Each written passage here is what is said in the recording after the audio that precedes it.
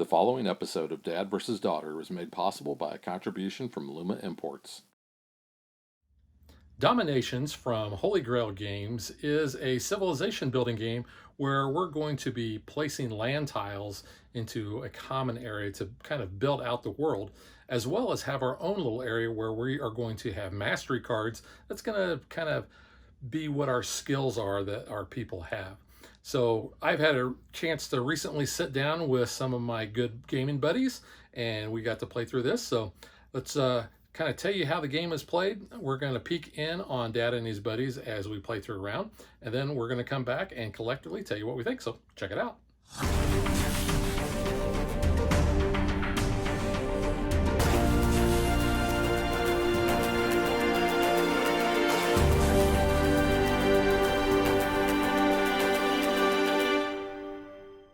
Let me just start by saying that this game is a table hog. You can see we've already eaten up a lot of real estate and we've not even started the game yet. So first, let's go over what each player is going to get in order to start the game. We are going to get a knowledge tracker, and there are 6 different types of knowledge, and they're represented by different colors: orange, green, yellow, blue, purple, and red. We're also going to start with 7 land tiles. And you can see this is what a land tile looks like. These are going to be placed in the cradle of civilization we have over there.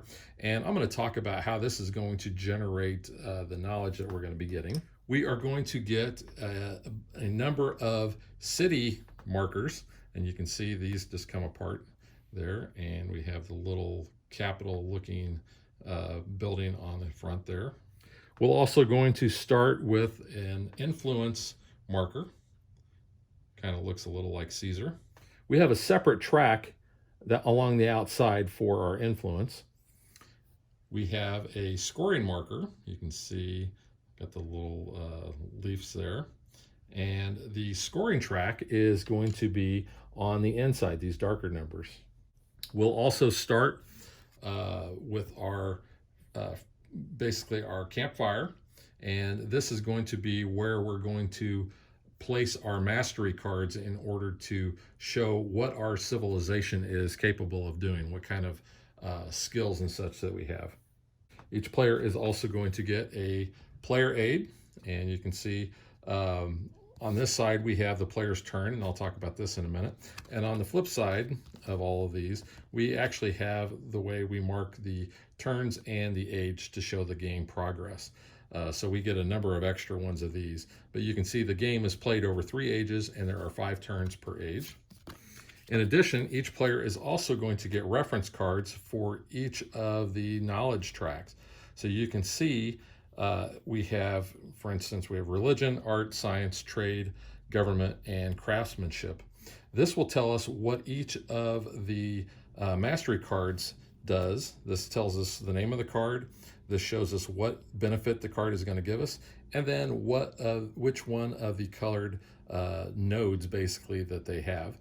This is the cost and any prerequisites. So 3s and 6s do not have any prerequisite cost, but when you get down to the 9 level cards, then you can see this one, you have to have a level 3 trade card. You have to have for these 2, you have to have level 6 religions.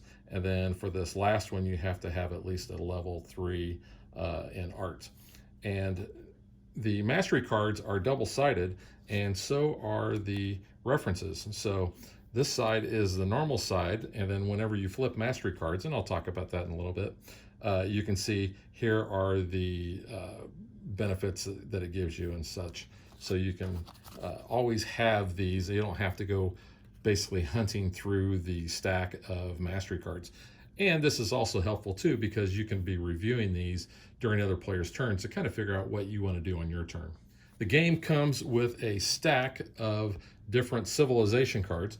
Now each player is going to get 2 of these. You're going to choose one, and then the other ones get returned to the box. So you can see we have Mayan, Japanese, Persian, Celtic, Hun, Viking, Germanic, Chinese, Incan, Greek, Egyptian, Kushan, Guptas, Roman, Sumerian, and Babylonian. If you look in the back, it just shows that these are our objectives. But essentially what you're going to do is you're going to get end of game bonus points for each one of these 5 objectives that you can complete. Now, obviously, the more you complete, the more points you're going to get. If you only complete one, then you're only going to get 10 points. If you can somehow pull off and do all 5 of your objectives, you're going to get 100 points, which is huge. Now, just kind of tell you what each one of these does. This objective means that we have to have 9 connected cities. This means that we have to dominate in the building of a monument.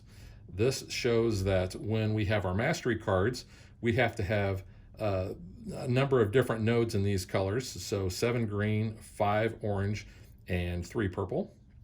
This shows the number of mastery cards and the levels. So we need 4 level 6s, and it needs to be in these colors. And we need 3 level 9s, and here are the colors for that.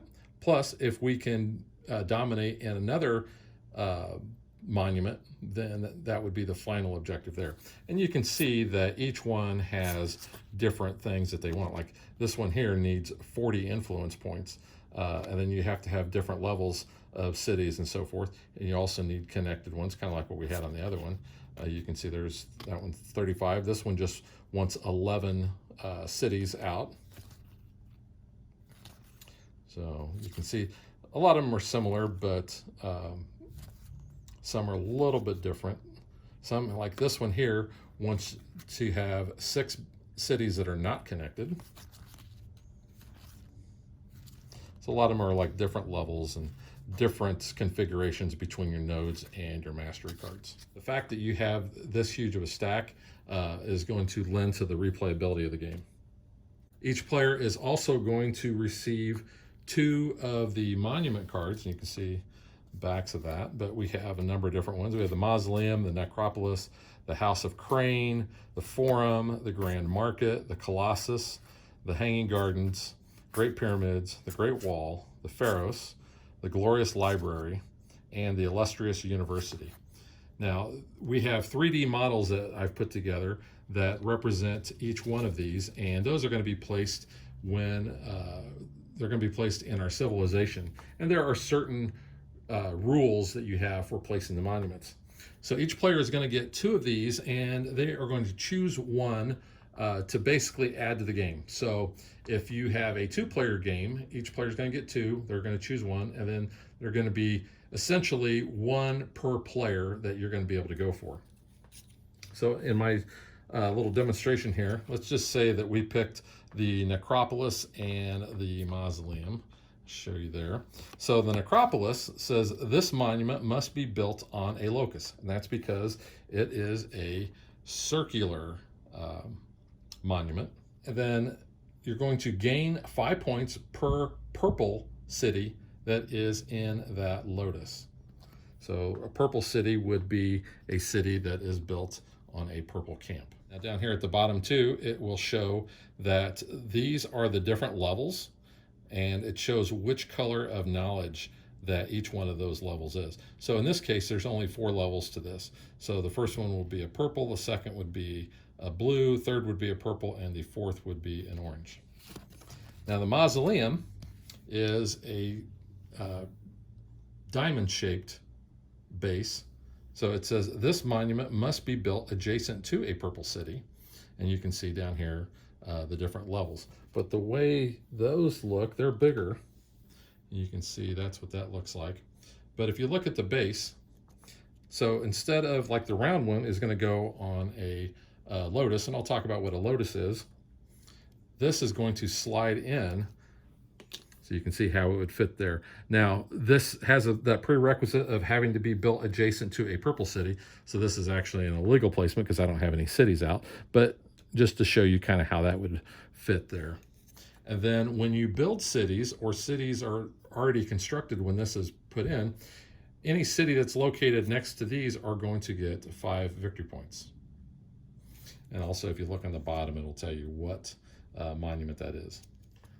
So I just went ahead and put the monuments up here. Now, the monuments come with their own cards. So here are the cards for the Mausoleum, and they're numbered, if you can see up here in the top, 1 through 4. So 1 of 4, 2 of 4, 3 of 4, and 4 of 4. you'll see this is the cost. So we have to spend 5 of the purple knowledge. And then you can see the notices that we have here. We have 2 purple and we have 2 white. Now, the white ones are wild, so they'll match up with anything. You also notice down here, this is the benefit that we're going to get. It says you may draw 1 additional land tile at the beginning of each age. So instead of drawing up to 7 at the end of, or at the beginning of each age, you are going to draw an additional one. It's also going to grant you 5 victory points. And then you'll notice that these are a little different. This one costs 4 red or government knowledge, and it's going to give 6 victory points. And you'll notice too that the notices on the sides are different. This one here costs you 5 of the purple and will give you 8 victory points. And then the last one costs 6 purple, and then it says you may immediately exchange 1 land tile for one of your opponents, because that's, the land tiles are not, they're all public knowledge. And this one's going to grant you 12 victory points. So you're going to be placing those in your own little civilization, and you're going to match up the nodes like that. So let's talk about the flow of a player's turn order. So if you look at the reference card here, you'll notice that a turn essentially has 3 parts. We have our grow, build, and develop. Now our grow, we're simply going to place 1 land tile down into our shared civilization. So you're going to pick one from your hand, and let's just say that I choose this one. I would place that to align to where I'm going to be gaining knowledge for that. So there's a couple of ways that you're going to gain knowledge. You'll notice that I have 2 red that are against each other here. Instead of just getting 2 of the red or government knowledge, I actually get a bonus since I matched those up. So I'm going to get 3 on that track, and I would just move my marker up 3 on that. I also have another red one over here, so I will get 1 for that as well. So I have an orange, and I also have a yellow, so I will gain knowledge on those and move those up on my tracker. I also get 1 for the camp that I have. That's the big symbol in the middle. So I would get 1 of the purple.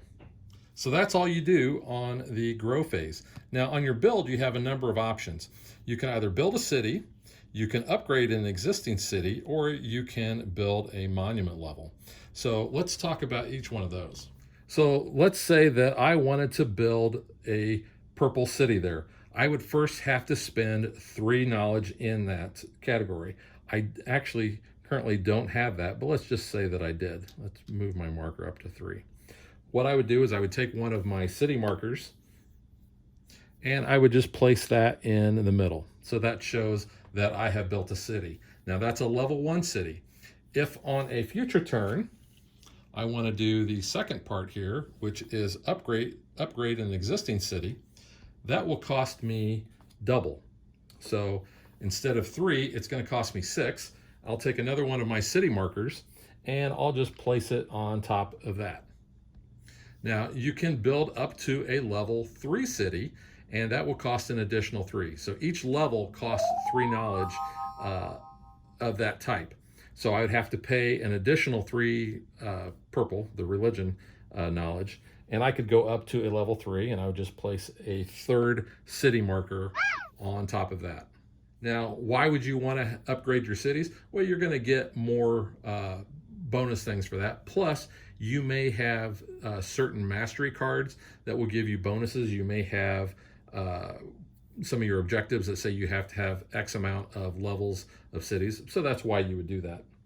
And then the third option that you have on build, and you'll notice these are all ors, you only get to do 1, is you can build a monument level. So looking back at those cards, so let's just look at the mausoleum here.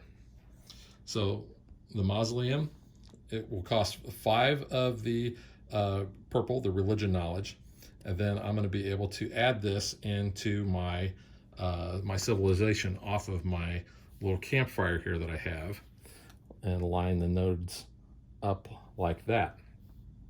Now, the mausoleum has a requirement that says it must be built adjacent to a purple city, which I do have a purple city there. So on a future turn, if you are the first player, you get to take the 3D model and then you can place it next to a purple city.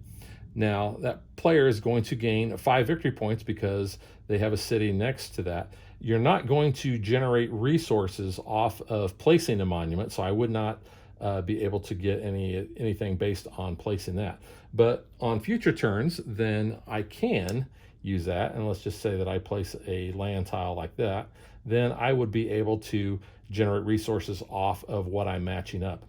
And you'll also notice that on each of those points there is a white one. That's a wild. So I can either use that to get a bonus, or I could use that as any other knowledge that I wanted. And when I say bonus, what I mean is if I say I align this red one here, I could say that's a red, so that instead of just getting one red and one of something else, I could call that another red and get 3 instead of just 2. So the last thing I'm going to do on my turn is the development phase. Now you'll see we can develop a new mastery card, or we can upgrade one of our existing mastery cards. So what we'll do is we're going to look at our resource track down here. And so let's say that I wanted to put down a red, which is a government knowledge, one of those mastery cards into my civilization. So I will take the red cards here, and they're divided out. So you have the level 3s, the level 6s, and the level 9s. So I'm going to look at the level 3s, and like I said, I'm going to be matching those up with what I have on my player aid. So hopefully when my turn comes around, I've already got an idea of which one of these that I want to use. But instead of hunting through these, like I said, I can use this. So let's just say that I decided that I wanted to put this law down. Now there are 4 copies of each, and they're all the same except for the colors of the nodes as far as their placement. The colors are all the same for law, but they're in different locations. So let's just say that I decide I want to place this, and I have to line colors up, or I could line it up here because that has a white notice, or I could put it over here on any of the ones off of my camp. I can't place it above or below where the mausoleum is at because that's purple, and I'm not allowed to rotate my card. The card has to be like this. So let's just say I'm going to place it like so. Then it says during my turn, for each 2 red that I produce, I'm going to be able to gain 1. So in this case, let's say that I place this land tile here, I would be producing 3. So that would meet this requirement, because for each 2 that I get, I gain 1. So since I would produce 3 there, I would gain an additional 1. And then I would just note that on my board here. But because I spent the 3, I would go from 4 down to 1. Now, the other option, if I already had a mastery card down, is I can upgrade one of my mastery cards. And essentially what that means is I'm going to be able to flip it to the other side. So this is the base side that you see. And then you'll notice that in order to flip it, I have to pay this cost. In this case, it is only costing 1 of the red knowledge, or the government knowledge. So I flip it over to this side, and I'm going to put it in the exact same spot it was in my civilization. But you'll notice now it says during your turn, for each 2 that you produce, you're going to gain 2. The other side was for every 2, I was only going to gain 1. So the upgraded mastery side is going to give you more benefits. And then I would just place that right back down here. And that's all I would do on my turn. Play would pass to the next player in the turn order. And this may or may not be in a clockwise order. If you had more than 2 players, you could have, you could go basically from this seat to this seat to that seat. And that's also going to change during each age, or has the potential of changing. So then what we would do is, after all players had done their turn during that age, then we would move a marker over on the second one. And once everybody has done 5 turns, then we now are at the end of our age. There's a number of things that are going to happen at the end of the age, and you can see right here on our player aid. It will tell you after each player has played 5 turns, we're going to do our end of age effects. So some of the mastery cards that we have in our civilization are going to say at the end of an age you get X benefit. So we would first apply those. Now the second part of the end of age actions is we are going to resolve influence. Now there's a couple parts to that. So it's going to say the player with the highest influence can assimilate a mastery card. Now when you build buildings, you are going to acquire influence. So when you build a level 1 building, you're going to get 1 influence. If you upgrade to a level 2, you're going to get an additional 2 influence. And if you upgrade to a level 3 city, you're going to gain an additional 3 influence. Now, along the track, right after 1, you see a 3. Right after the 12, you see a 6. And right after the 22, there is a 9. So that tells us which level of mastery card that we can assimilate based on where we're at. So in the instance of being able to assimilate, so let's just say that the white player here could assimilate law. So what they're going to do is they don't get my card, but what they can do is they can take one of the other law cards, and you'll see that there are 3 left. They can take one of those and they can add those into their own civilization. And that's free. They don't have to pay the cost. Basically, that's their reward for having the most influence that round. The second part of that is all players are going to score victory points for the number of influence that they have. So you'll see as the game goes on, you're going to have higher influence, so you're going to be scoring more points. So in this case, the white player would score 6 points because that is where their influence is at. Now, in the case of a tie, what we're going to do is we're going to look at the turn order, and whoever is closest to basically being the first player is going to have the tiebreaker. So in this case, if black and white were tied, black would actually win the tiebreaker because they're on the first place spot. The last thing we're going to do as part of our end of age is we are going to determine roles. Now, there are 6 roles, 1 for each of the knowledge tracks. So you'll see we have the craftsman, we have the inventor, we have the merchant, the diplomat, the high priest, and the governor. Now, these, like I said, all correspond to the different types of knowledge. And the way we determine who gets which of those cards is we're going to look and see at the end of the round who has the most in that particular knowledge. So whoever has the most orange will get the craftsman, and the craftsman is going to gain. You're going to gain 1 victory point. And it says once during this age you may place 2 land tiles instead of 1. And then when you place or when you use this action, then you're going to return it to the table. The inventor will give you 2 victory points. And says once during this age, instead of placing down a new land tile, you can reactivate one that is already in place. So if you've got one that's already down that is going to generate a lot of knowledge for you, you may want to do that instead of placing a land tile. The merchant will give you 3 victory points, and your camps produce 1 extra knowledge of their domain this age. So that can be huge. The diplomat says you're going to gain 2 influence and give you 4 victory points. The high priest says at the start of this age, you may draw 2 additional land tiles. So instead of drawing back up to 7, you would draw an additional 2. And then the governor is going to give you 6 victory points. And what they're going to do is allow you to determine the initiative order for this age. So essentially, they're going to move these around, or they could leave them the same. And some of those, like I said, you're going to be able to do right away. You'll just return those to the table. The other ones you can hold on to, but you need to use them before the end of the age, and then they'll just go back into the pile. The other bit of cleanup that we're going to do is all of these tracks are going to reset to 0. So unless you were keeping your knowledge so that you could try to gain one of those cards, you really want to try to spend it. Now, these level markers that we have here pretty much cap how much knowledge you can get per track. However, whenever you build a level 1 city, so let's just say that, well, let's just say that we built a level 1 city on this orange over here, this orange camp. I will be able to move my marker up to the next spot, and you'll see on the board there we have a number 2. So now I can accumulate up to 10 knowledge in that track.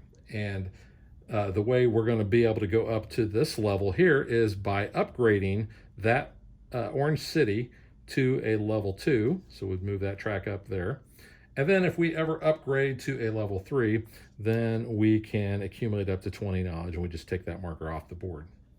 So before I mentioned the locus, so what's going to happen, that's going to be a little different. A locus is when you fill in and you have a complete circle. So in this case, if I place this tile here, then I would create this locus. Now, this is going to give you resources or gain you knowledge basically a little different.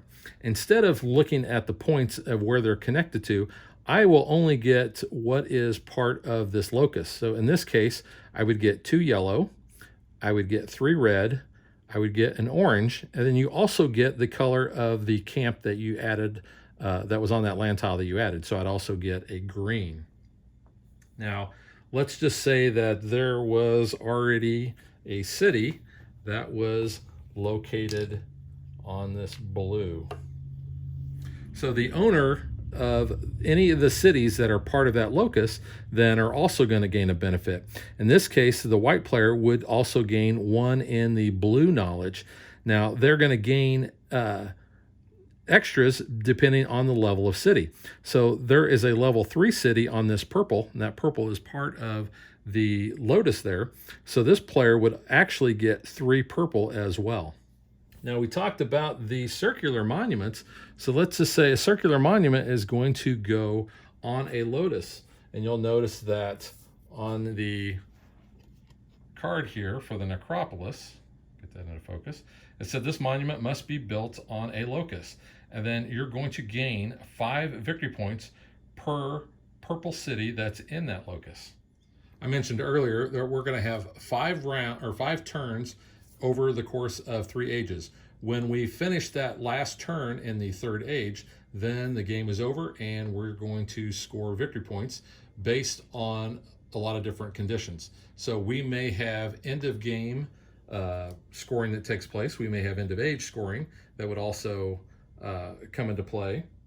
We're going to look at our objective cards and figure out how many of the objectives that we completed, and we're going to gain those victory points as well. For the 3rd age, we do this a little different. We're going to flip these over, and you'll notice that these are all worth 3 victory points at the end of the age.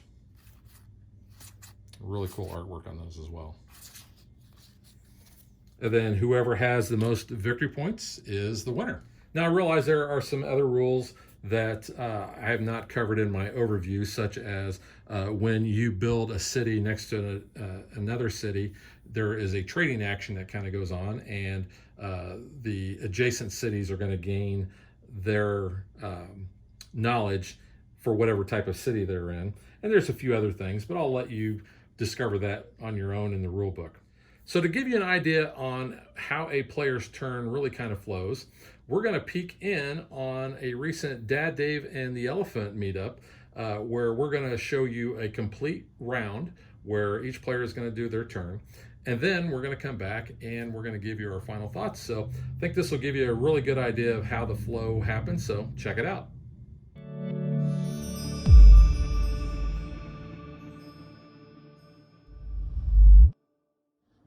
All right, so we are in the 2nd age and we're getting ready to start the 3rd turn.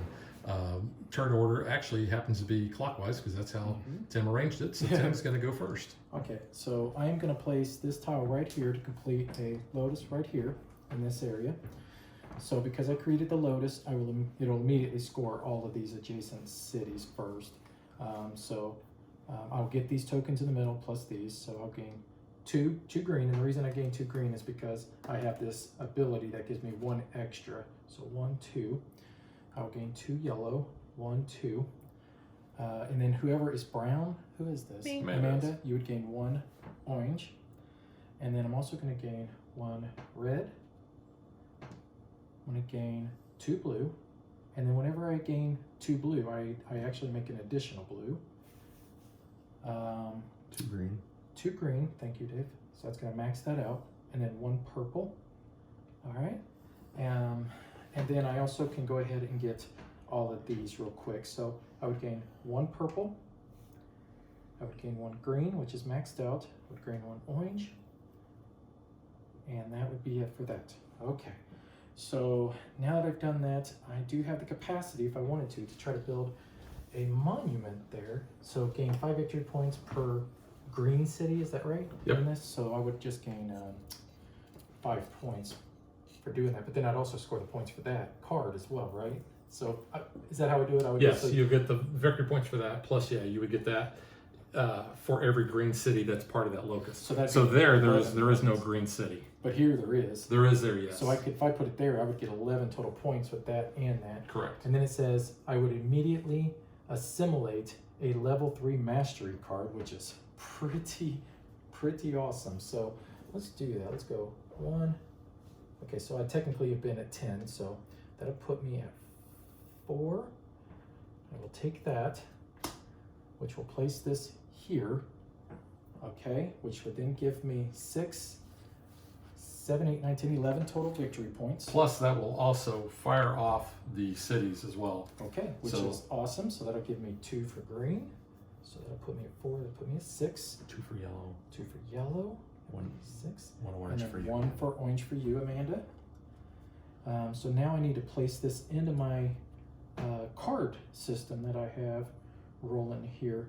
And I'm going to place it right here. And the reason I'm going to do that is because it will create the yellow and the green. And each time I create a green, I gain 2. So 1, 2. So that's going to put me at 8 now. And this card immediately allows me to assimilate a level 3 mastery card, a level 3 mastery card. So I have to match something with yours, or can I actually pull one out? That's just, you guys already have it. No, if you're assimilating, that's one that's already out. Oh, okay. So gain 2 red. I think I'm just going to do that. Military doctrine, maybe.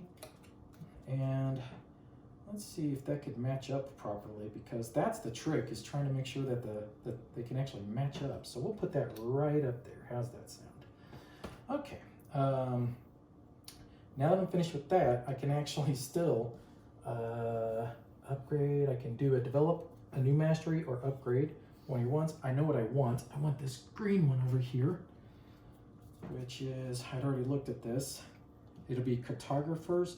So the good part about this part of the game is that I can look at all 4 of these cards, and really nobody needs to wait on me for this. So you know, technically I can move this down to 2 because I know I'm spending the 6 that's matched up here to be able to place it. But the reason I pulled out all 4 of them is because they each have different colors on each one of the corners, and I want to try to be able to match it into here properly. And what I really would love to do is if I could find a yellow, a wild, and a red. So if I had a yellow on the left, which none of them do, unfortunately, and a red on the right, that would have been perfect. But, you know, whatever. You know, beggars can't be choosers, right? At least that's what they tell me. In fact, none of these have a yellow, unfortunately. But okay, so what about a purple on the left? Yes. Nope, that's a blue. That's the hard part, is trying to match these. And you're not allowed to flip them around or nothing, right? Correct. They have to go. Yep. Yeah. Oof. So, you know, if you want to go ahead and go, I don't really think you need to wait on me, because I'm just going to try to get this to fit in here somehow. All right. In fact, I'm going to do this one right here. And then, of course, that created another green combo. So that'll give me 1, 2. So, all right. So place this tile here. That's going to give me 3, 4 red. Actually, before I even do that, we back that up a second. Back that up. Because I do have bonuses that start at the beginning of every turn. I'm going to gain 2 of the government, which I'm at 5 already, so I'm already max. So I don't get any more of that. I do gain 2 green. And let's see. Is that there? I think I'm right there. And I will gain 1 purple. So maybe do I even want to do that one?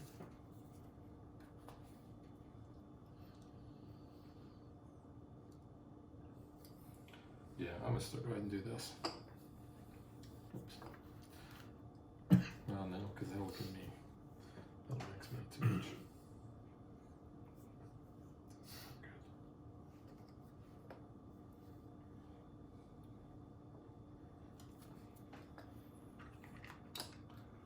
I'll do this instead. So that's going to give me 4 yellow. Gets me to 8. It's going to give me 1 red and 1 purple. I'm already maxed at my red, but I will get another purple. And a green. And a green for my base, thank you. So that puts me to 6.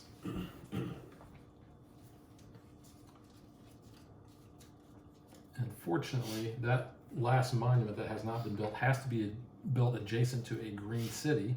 We do not have any lotuses that have green cities. Yeah, that doesn't have a Yeah, city. it's yet. not built there yet. We built this city. We did build this city. Oh. What? Well, I can't even build that. So the only cities I can build are yellow, purple, or red. There is a yellow up there.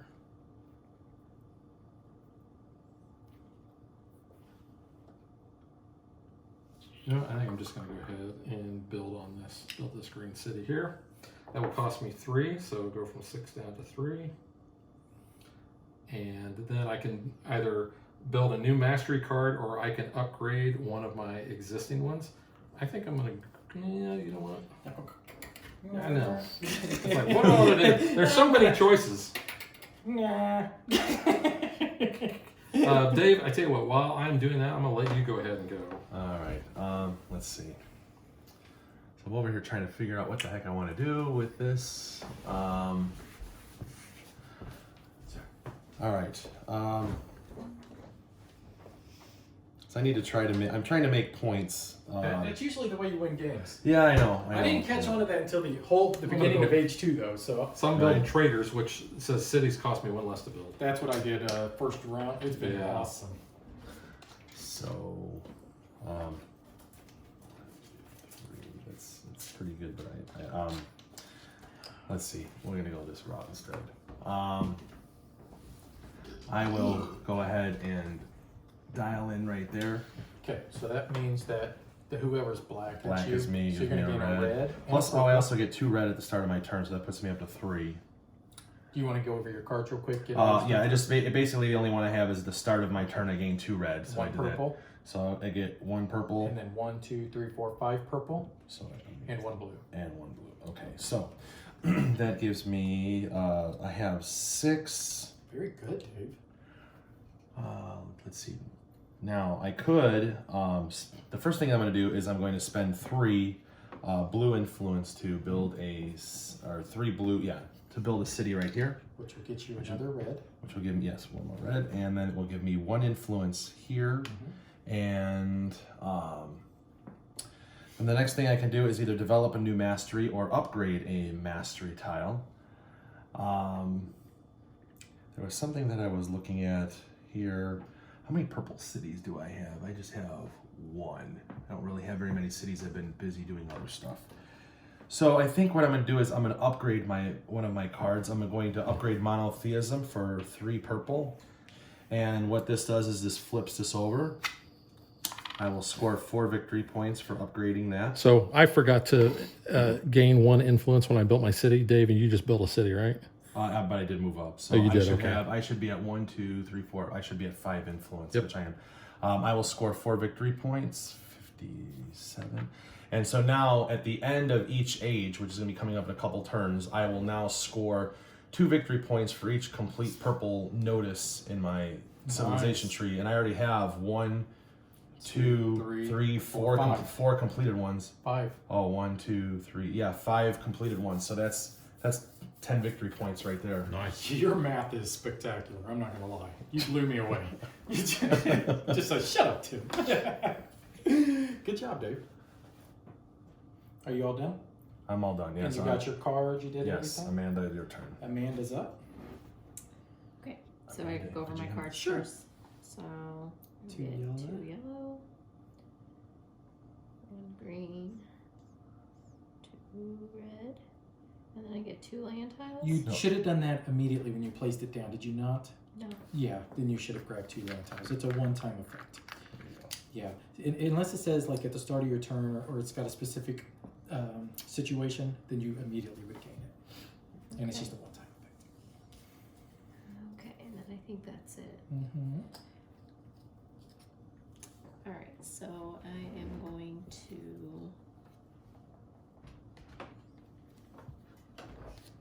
lay this here. So that's immediately going to trigger these. So Black gets a blue. black would get a blue, and then gray would get 2 greens. I got that for you, Tim. Okay, and then Amanda, you're going to get 1, 2, 3, 4 green. Is that not what you were expecting? You seem like you weren't expecting that. That's fine. Okay. 1 orange and 1 green, or 1 purple, I mean. There you go. And then you can place a city on there if you'd like. So 3 green. Or you 2 can build a monument on there. We have the last monument, which I think costs 5 green, which is what you Oh. have. And there's green cities. And there's a green city next to that. It's probably a bad Oh. idea, though. Why? Just because. It is self-serving because I would benefit. Exactly. Okay. This whole game I've been trying to build that monument next to a green city. Maybe you should do that. 2. I just wanted to point out the option. Okay, so Dave will, Tim will get 1 more green. Dave, can you move up Tim? 1 more Yes. green, and then you would get 1 more blue, Dave. Okay. And then what is the 6? I just moved up, so what does that 6 stand That for? means you are going to be able to get a 6 development. That's actually Well, If that you- means that if if you you have the assimilate. most influence at the end of the age, which currently you're kicking butt on that, you would be able to assimilate up to a level 6 card that someone already has. Okay.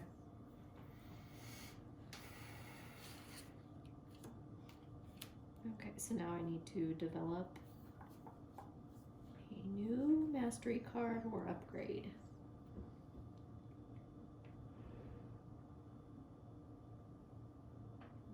Okay, so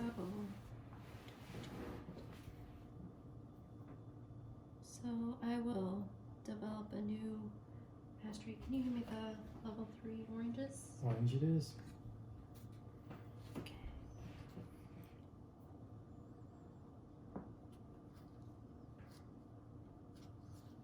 So that would be the end of the So if turn. she'd have built the monument there, what Yes. would that have actually even done for you?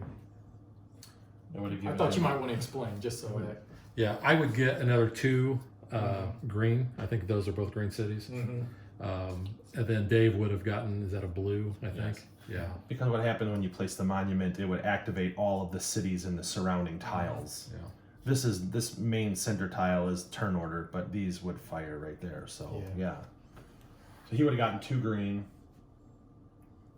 Yeah. Amanda would have gotten a green herself, and I would have gotten another blue. And of course, I didn't want But to. she would have. But Amanda would have also gotten 5 victory points because she would have gotten the tile. Plus, she would have contributed to the building of that, and nobody else has built onto that one yet. Oh, it's gonna happen. But she doesn't have that as a goal for her. I do. Her That's my civilization. problem. Is that I do have that as a goal. I have to try to Right. be like the most in 2 of them. 2 different, I guess. No, just Yeah. oh yeah, you do have Yeah. you have it twice on yours. Yeah, it's tough. Yeah, it's not easy.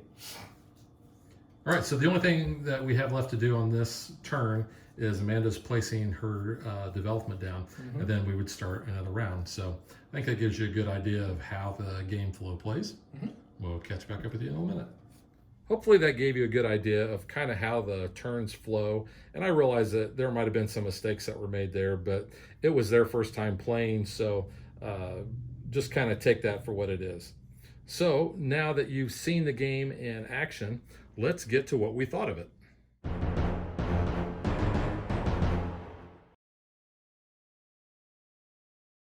All right, so we just finished a marathon game of Dominations, and it was the first play for 3 out of us. I had played it once before. Took a lot longer than we were anticipating. 4 hours. Yeah, and you can see here we've kind of built a pretty good-sized civilization, and our trees, I think, were pretty good size too. Yeah. So let's just start with gameplay, what everybody thinks of it. I personally, I like how we're building this out. I like the aspect of building the buildings, upgrading, or your cities, upgrading your cities, and then especially how the monuments come into play, where you can get bonus points for those. Plus, you can get points that I think you found out for building around as well. Mm-hmm. What do you think, Dave? So it's an interesting game because actually I feel like you're playing two separate games, and a lot of it starts revolving around at the beginning of the game. Everybody gets an objective card, and you're trying to complete these different objectives. So that's going to play into how you're doing things. But you have trying to maximize your resource production by placing tiles here and then building cities to kind of go along with your objectives, and putting yourself in key positions to be able to have your cities triggered by other players. That's one part of the game, and trying to score points that way. But then also you have all of these different mastery tiles that you're putting down, building your civilization, and you're trying to have synergy of matching these colored nodes to be able to there's cards that will give you points for those. So you're actually trying to do two different games at one time, which I really think lends to quite a bit of thinkiness to the game. Yeah, there's a lot of thought. Yeah, it felt long, extremely long. I think it doesn't necessarily overstay its welcome, but at the same time, it was like gameplay wise, there's so many little things going on that by the time it's over, you just feel fried. And I think that was the thing that really stuck with me. I mean, you're only making 15 moves. Yeah, You know, I mean, technically, yeah, you're right, but maybe we could reduce that down to, I don't know, maybe like 12 moves. So to me, it's like it's one of those games where like they've already explained gameplay wise, more so that it was a lot of fun to play, but certainly I would say that last stage, I mean, you're just kind of tired, at least I was. But I really thought it was neat building a little tech tree and doing your little thing with that and trying to, try to gain as many resources as you can, try to play a smart strategic game. It was cool. I definitely would love to play again, but boy, you got to be ready, because this is not a game you're going to set up and just get done, within a couple of hours. It feels like, two player, I think you could. Yeah, I think so. But I think, we played Terra Mystica right before this, and I mean, that felt like nothing compared to this, This was just much more thinky, and I thought Terra Mystica was a heavy game, but this one, it wears you down after a while. It really does. Yeah, and I don't think this is real heavy, but there's a lot of choices you have, a lot of things. I think it's going to take several plays for you to really kind of develop good strategies. And since I had played before, you would have thought I would have had a little leg up on you. No, my tech tree was crap. All I did was double your score. That's not bad, Tim. We're not going to talk about that. But you can see also this is a table hog. We had to move some things around as we were expanding the area. My tech tree was going. I had a bent tech tree. So let's talk components. I know that the player boards having the little slider things, which is kind of nice, but the little markers that kind of determine how much of the resource you have, you had pointed that out, Tim, that that was a little confusing, and one of my other buddies did as well when I played with him. I did not like that at all. I really, as you're moving this up, you feel like the number that shows is where you're at, but then I don't know, it gets a little confusing, I think, and especially when you get up to the 10 marker, and then you get, you hit your level here as you move this thing up, it kind of throws you off a little bit. I don't know why, but I didn't like that, but that's a very small complaint, to be honest, because I think it's a beautiful game. Yeah, I think the component quality themselves, I think, is fine. I think the artwork on the cards is fine. These were a little, it's nice to have a 3D thing. It was But kind they of block your view, though, because where I'm sitting at, you That have is to true. look up and over to see what resources are on the other side. so you need to stand up maybe. I like the little trays for the cards. That makes it easier to just pass the tray over. Mm-hmm. The one thing I kind of thought was a little annoying was these things, they stick together, And so, Oh, but at least you Which can is- get your fingers around. which them, is- unlike, yeah. you know, Ethnos, you can't Yeah. pick Right, them up. You know? right.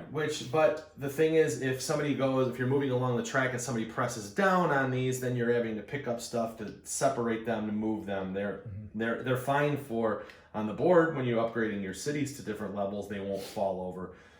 Again, that's minor, but that was the only thing that I would say would be a complaint, other than the fact that you said it was a little confusing with the tracks. Amanda, what did you think component-wise? Is it a pretty game? It is. I wish these were different colors. I do too. They are ugly colors. You don't like turd brown? Yeah, I wish they were primary because I'm usually always green, so I. And I'm always blue. Yeah. You know, and then these two could fight over yellow. But yeah, for me, it's kind of like I wish they'd have picked something. But maybe this doesn't have the expansions in it, right? Maybe Correct. there's something in the expansions that's those primary colors. Maybe that's why they chose these. I don't know. Could Maybe be. that'd be why. Maybe they didn't want the blue to blend in with the blue of these here as well and stuff. You know, maybe that's why. I don't know. That's true. None of those colors would overlap Exactly. I think that'd probably be the reason. because Why. they're using the primary colors for the knowledge tracks. Yep. Orange, green, yellow, blue, purple, and red. Mm-hmm. So yeah, that could very well be Yeah. the reason. So overall, I think it's a really fun game, but you got to buckle up and be prepared for what you're about to experience. And I think there are some rule, ambiguities that we kind of struggled with a little bit. And that probably slowed us down a That little it bit. definitely Yeah. slowed us down, and I'm still not even 100% sure that we even got all of them 100% right either. So that could have definitely changed the game a little bit, here or there. But minor nuances, I would say. Yeah, because probably in most games people get one or two rules wrong. Yeah. But as long as you're consistent with it, which I think we were, Mhm. I don't think it really affected No. the gameplay at all. Right. Not that I do like the fact that there is just a ton of replayability with this. yeah. We each get Yeah. these, what would you call these? They're objective cards. Your objective cards, but they, like mine was the Celtics, you were what? The Persians. Persians, Japanese, and Tim, what were you? Lion. I Mine. was mine. But there's a lot more of these in the box. So you're going to deal 2 out to each player. They get to pick one. So, your race, I guess, is going to be different every time. Plus, how you fill out the board and what strategy you use is going to also add to the replayability. I like too that you can upgrade the cards that you already have in your tech tree by paying, and you can just make them more powerful. I thought that was neat. I like that as well. Right. There's a lot of neat, interesting things Yeah. going on here, but it's a lot of neat, interesting Yeah. things. Right. It's puzzly. That's the thing. Oh, yes. It's I a think- it's a double puzzle. But that's This, where the this. replayability comes Right. in. So I guess what I fear, is that this day and age, people, y'all just play your games once and then you're all like, ooh, let's put it on the shelf. Listen, this ain't a game to just put on your shelf after one play. You're going to have to play this over and over and over to be able to really get the good feel for it. So I'd encourage you, if this is a game you're interested in, that would be something you would want to take in mind. It's not a one-time play and put on a shelf style game. Yeah, this You is really want to experience this at least, 10, 12 Well, times. and I also think it's going to be helpful if you play this with some close- sort of frequency. Well, yeah, exactly. So now that we've played it and everything is still fresh in our brains, it would be great if we played this, say, within like the next week or two. It's not going to happen because we only get together about once or twice a year. But yeah, the familiarity is definitely going to come out and be more beneficial when you're trying to basically, get your tech tree going and doing everything else. And I think it would help you guys to score at least closer to what I scored if you guys would play a little bit more. So practice, please. Practice. No, I just need to be a better player. I just suck at games in general. I gloat, but it was a first-time game for all of us, and I think for all of us it was a neat experience. And I know that it's one that Amanda, we even played, and she's like, she'd be interested in playing it, just the two of us. But it's kind of like 4-player, a little much. Yeah. So I would definitely recommend this. I don't get into playing a lot of Civilization games, but I like all the aspects that this game brings to the table. Yeah.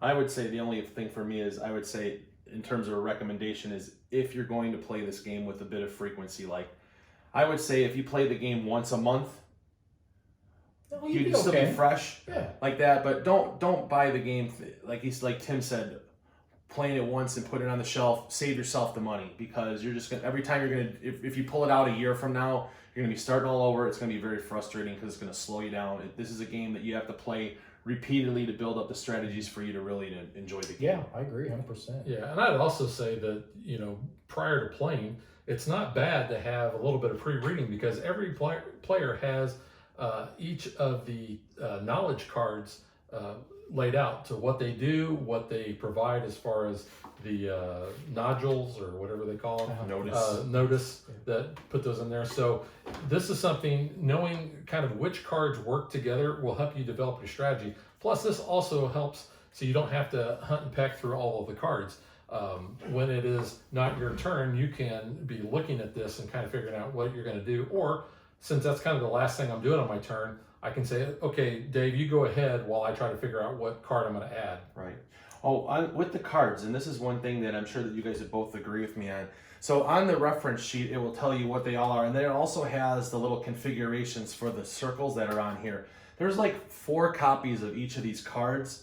So the colors are all the same, but the layouts are different. So it's kind of important as to how you're going to play them in there. And also, if you are the first one to get in there, you have your choice of which one that's in, which one you're going to want to get. Otherwise, you're going to be stuck It's with kind of a whatever's big left. deal too, because to try to get it, you struggled with that a couple of times. Where you're like, I can't fit the card. Exactly. And you got to be able to fit the card. Because you know the orientation. Yes. So and these cards can't be rotated, so you're just stuck on that one side. So I think that's pretty neat. But the other thing too with the cards is some of the things is it may not necessarily go along with your objective, but you may want to spend some of your resource to get these tiles to be able to fill in dots, to be able to for other things. You might be like, oh, I want to complete this. I need an orange and a blue and put it into a spot, so that you may have another tile that's like, oh, you're going to get 1 victory point for every complete notice in your civilization tree. Yeah. So again, that just kind of goes into another layer of the gameplay. It definitely has. So the layers. card selection is important though. Or parfaits. Yeah. Layers like onions or parfaits. Sure. Yeah. Right. Yeah. Any other closing thoughts you guys have about the game? No, it's a cool game. Yep. All right. So that is Dominations from Holy Grail Games, and we'll catch you guys next time. Before we wrap up this video, I just want to give a big thanks to my buddies Dave and Tim, and Amanda, of course, for playing the game and allowing us to take a look and see how the game is actually played. Closing thoughts, if you want to get a better look at all of the different monuments and the cards, please check out our unboxing video where we kind of show off those in better detail. Also, we talk more about the components there than probably what we did in our review. So check that out. That is Dominations from Holy Grail Games and Luma Imports. And we will see you guys next time.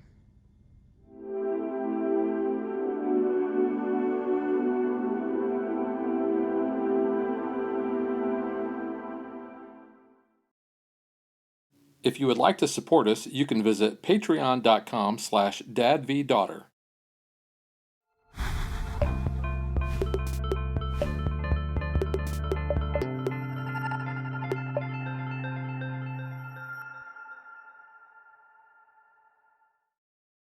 Like and follow us on Facebook to stay current on our show schedule, sneak peeks at future shows, and to interact with us.